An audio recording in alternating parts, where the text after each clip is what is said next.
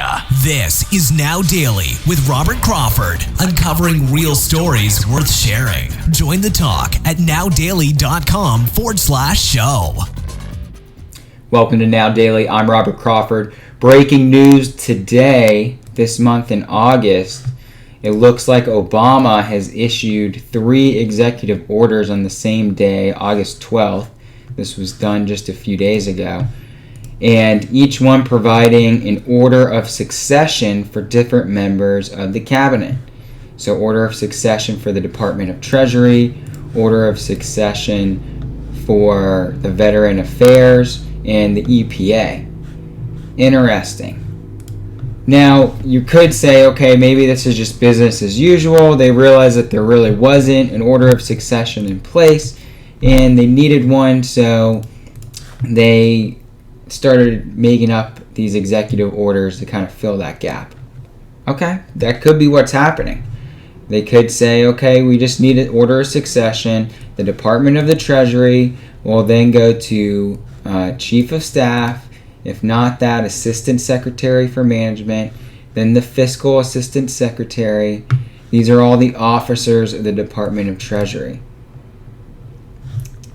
Section 1 basically is saying that the president in these executive orders, subject to the provisions of Section 3, which is down below, the officers named in Section 2 in the order listed shall act as and perform the functions and duties of the office of the Secretary of Treasury.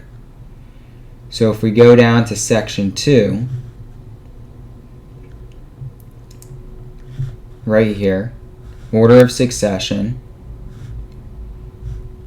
you have the General Counsel of the Department of Treasury, the deputy under the secretaries to the Treasury, and those assistant secretaries of Treasury appointed by the President by and with the consent of the Senate, in order in which they shall have taken the oath of office as such officers.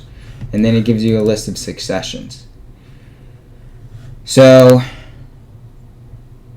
what's really going on here is they're basically expanding out the powers that were originally vested in the Constitution for the executive only, and using that same template really and applying it to the other cabinet positions. Now, you could say that this is actually a fairly good thing to have depending on who's in these positions, right? Any conspiracy theorist would go and say, well, now this gives you a direct path to who would take over.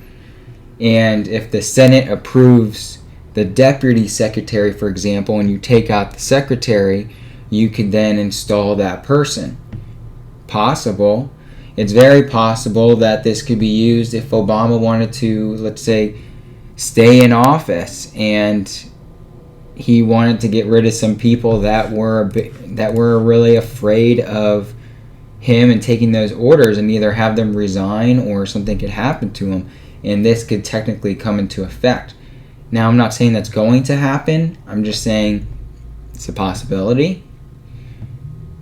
It could be a possibility that these are just used as normal. But why are they all being issued right now in August of 2016? They could have thought of this earlier, right? If they were really worried about succession just on a normal basis, if, let's say, the Secretary of Treasury were to die right now or resign, who would take over in his place? They've had that question for the last 7 years. So why has it changed now?